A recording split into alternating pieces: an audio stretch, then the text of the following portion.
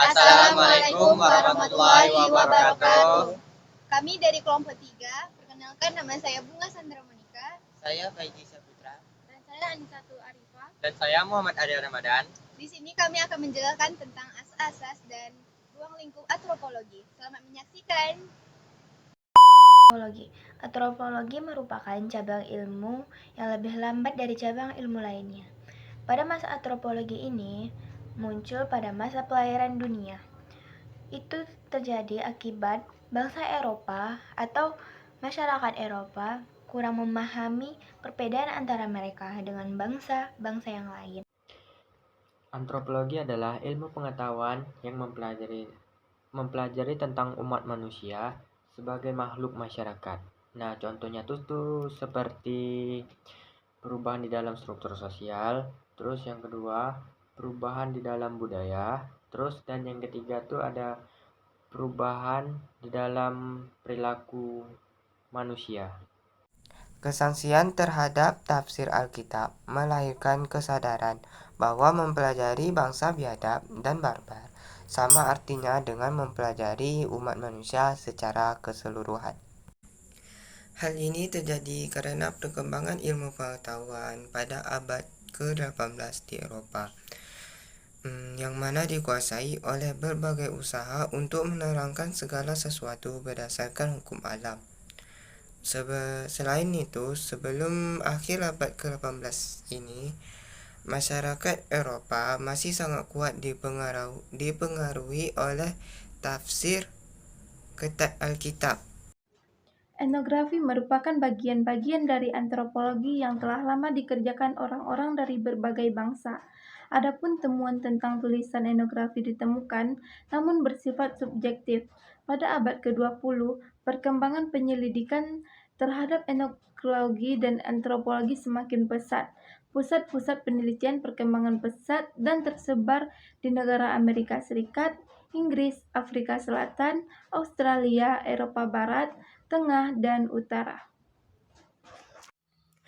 Menurut Avilan, ia pernah mengatakan, pada sebelum akhir abad ke-18, masyarakat Eropa selalu menganggap orang-orang yang berbudaya berbeda dari mereka itu sebagai orang yang bersikap biadab, buas, dan bersikap barbar.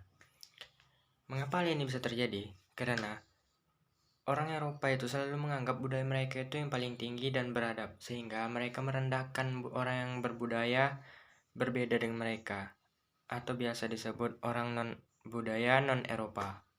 Nah, hal ini terjadi karena kurangnya pemahaman masyarakat Eropa pada kala itu terhadap budaya-budaya lain, sehingga mereka tidak mengetahui apa nilai-nilai dan norma-norma yang ada di dalam budaya tersebut. Ilmu bagian dari antropologi. Antropologi berkembang luas di Amerika Serikat dengan ruang lingkup penelitian yang mencangkup. Yang pertama, asal-usul dan perkembangan manusia secara biologis. Yang kedua, keanekaragaman makhluk manusia dari ciri tubuhnya. Yang ketiga, asal, perkembangan, dan penyebaran bahasa manusia. Yang keempat, perkembangan, penyebaran, dan keanekaragaman kebudayaan manusia. Dan yang kelima, asas-asas kebudayaan dari berbagai suku bangsa di dunia. Adapun bagian-bagian ilmu antropologi, yaitu paleoantropologi, adalah meneliti asal-usul terjadi dan evolusi manusia berdasarkan fosil atau sisa tubuh manusia purba. Yang kedua, etnolinguistik, yaitu mempelajari bahasa manusia dan kaitannya dengan antropologi. Dan yang terakhir, etnologi, yaitu meneliti asas-asas kebudayaan dan kebudayaan berbagai suku bangsa di dunia. Tinjauan dari ilmu antropologi, manusia dikenal sebagai makhluk yang emosional dan sekaligus rasional. Manusia selalu ingin memahami lingkungannya tanpa henti. Itu terjadi karena dorongan antropologi. Metode ilmiah antropologi budaya atau sosial dan sosiologi. Metode yang digunakan adalah metode ilmiah dan pengumpulan fakta untuk mencapai tujuan pengetahuan. Dalam antropologi budaya, pengumpulan fakta mencangkup kejadian dan gejala masyarakat serta kebudayaannya secara ilmiah. Aktivitas pengumpulan fakta dilakukan melalui observasi, pencatatan, pengolahan, dan pendeskripsian fakta-fakta yang terjadi dalam kehidupan masyarakat. Pada masa antropologi masa kini, antropologi menekankan kajian lebih luas tentang manusia, baik budaya tradisional dan budaya modern. Tujuannya untuk memperjelas atau memahami aliran berkembang terutama di Amerika dan Eropa pada masa itu.